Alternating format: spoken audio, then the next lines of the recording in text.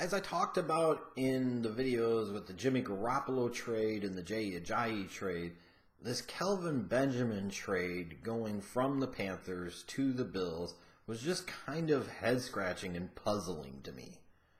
And it feels like, again, with the trade deadline being kicked out a couple of weeks, NFL teams are largely in a new position to where they've really never engaged in these type of big mid-season trades like other sports leagues like the MLB, NBA, NHL have over the previous years. So it feels like these teams, frankly, don't know what the hell they're doing. And maybe they're stubbing their toes and they have to learn, da. But looking at this trade from the Carolina Panthers standpoint, you are a playoff contending team. You are right in the mix for your division's title. Why would you take the risk of getting rid of a Kelvin Benjamin halfway through the season? I just don't get it. Especially for a team that has really struggled to run the football. A team that still does not have Greg Olsen back from injury. Why would you take your number one receiver and trade him?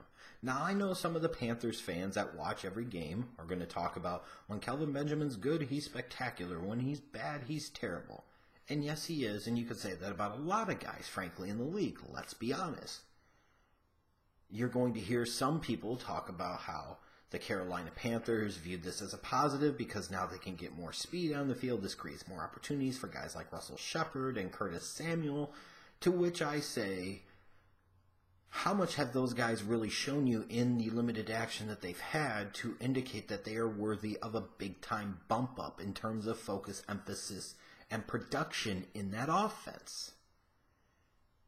And then to sit there and say, well, Kelvin Benjamin is getting ready to go on a contract year and the organization probably wasn't going to re-sign him long-term. Again, you are a potential playoff team. Why would you be sellers for, what did they get, a third and seventh round pick in the 2018 draft from the Bills? Why would you be sellers and risk upheaving and overthrowing any type of chemistry you have in your offense for basically, I felt like, the fuck all of it? Now, maybe there's some more stuff about his attitude, work ethic. I don't really know. But at this point in time, just looking at it from the outside, this deal from a Panther standpoint, to me personally, just does not make a whole hell of a lot of sense. To me, the purpose, if you're a playoff team, of making a deal is to get better. And if you're telling me that you feel Kelvin Benjamin being traded makes you a better football team automatically, I really question the logic in that, because what evidence are you basing that off of from what you've seen out of this Panthers team in 2017? You're going to say, well, it creates more opportunities for Shepard, Samuel, Christian McCaffrey. Okay, it still doesn't help you run the football. It still takes away another big play red zone type of threat on the outside. That means you're now moving Devin Funchess into your number one receiver role.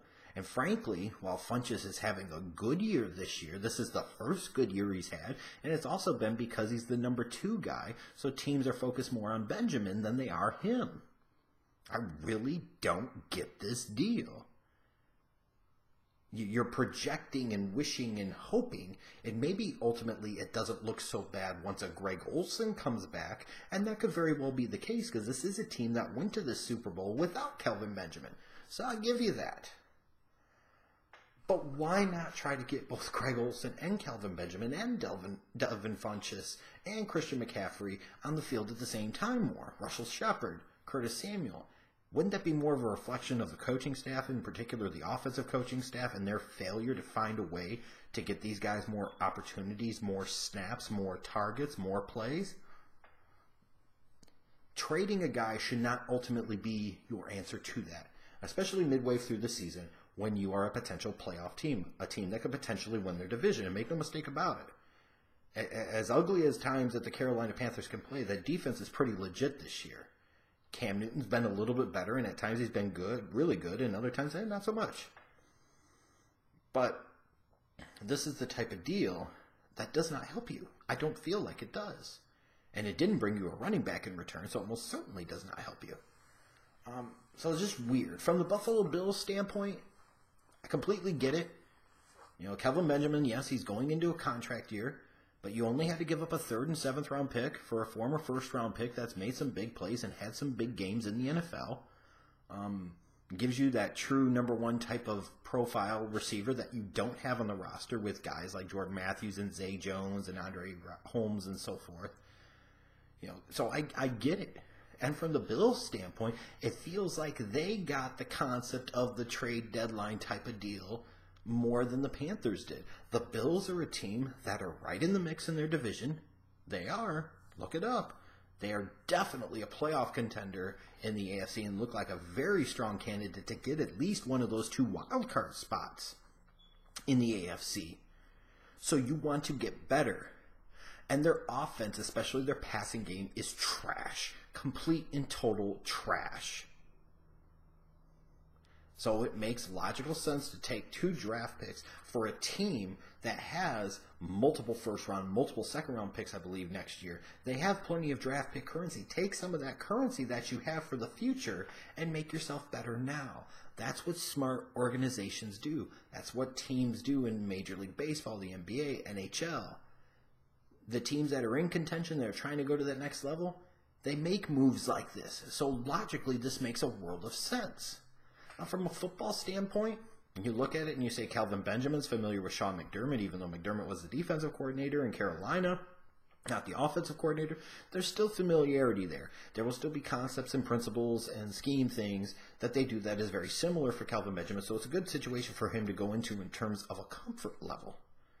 With that said, though, this Buffalo Bills passing game has been largely trash this year. And especially once you take Charles Clay out of the equation with his injury, it really is trash. They acquired Jordan Matthews via trade, got rid of Sammy Watkins, and Jordan Matthews hasn't done piss. Zay Jones, the 2nd round pick that so many people were so giggly tits about, hasn't done piss. Now, is that a reflection of the receivers alone? Is that a reflection of the play calling? Is that, God forbid, a reflection on Tyrod Taylor and the fact that he's just not very good as a quarterback? I don't know if you could narrow it down to one thing. It could be a combination of all of them. But how much more production do you think you're going to get out of a Kelvin Benjamin than what you already get out of these other guys when you bring them into a situation in a place where, sorry, flat out period, Tyrod Taylor is no Cam Newton? That's a significant step back in terms of the caliber of your starting quarterback at the NFL level. To go from Cam Newton, former league MVP, a guy that profiles as elite physically and has those moments where he could play like he's elite, to Tyrod Taylor, who feels like just a slight upgrade above a true baseline game manager. Guy that can make some plays with his feet, has a strong arm, but you really don't want to put much of that burden on him and his right arm, because if you do that, it's typically not going to go well for you. So you could bring in all the weapons in the world if you're the Buffalo Bills, but if your system's not good enough, and in particular your quarterback is not good enough, how much is a guy like Kelvin Benjamin really going to help? Now, with that said, you do bring in Kelvin Benjamin. He profiles more as a number 1, so Zay can play more of a number 2 role. You can put Jordan Matthews in the slot more, and it's more of a natural fit, and maybe that's where the offense gets a little bit better, especially that passing game, which God knows for the Bills needs to get better. So it was worth the risk for them. I don't know if it pays off. I don't know how much it pays off, especially making this deal in the middle of the season. But I feel like from the Bills' standpoint, they really had nothing to lose here except a couple of draft picks, of which they had plenty of marquee premium draft picks in the 2018 draft anyways. They dealt from a position of strength to try and get better now, to take them to another level. That's what smart organizations and good football teams should be doing at the trade deadline.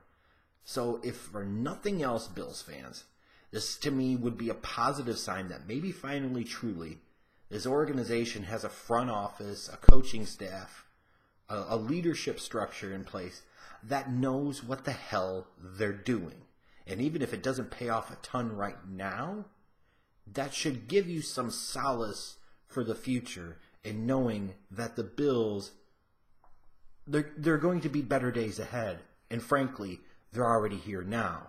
From a Panthers standpoint, if you're a Panthers fan, well, you're really hoping you get more out of Curtis Samuel, Russell Shepard, Christian McCaffrey, and a returning Greg Olsen, and you hope Devin Funchess can play like a number 1. and you hope maybe, just maybe, they can get a little more out of that running game, because otherwise I really don't get this deal from the Panthers' standpoint. And if this was a thing of, well, we ultimately didn't think we were going to re-sign him after the season anyway, so why wait?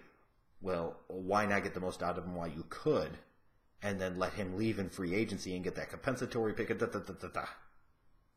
I just don't get this deal from the Panthers standpoint. And maybe Panthers fans can enlighten me. Maybe it's something else that I'm not talking about, or maybe you disagree with me on this. I would really like to hear it, because I'm really having trouble defending it right now for them.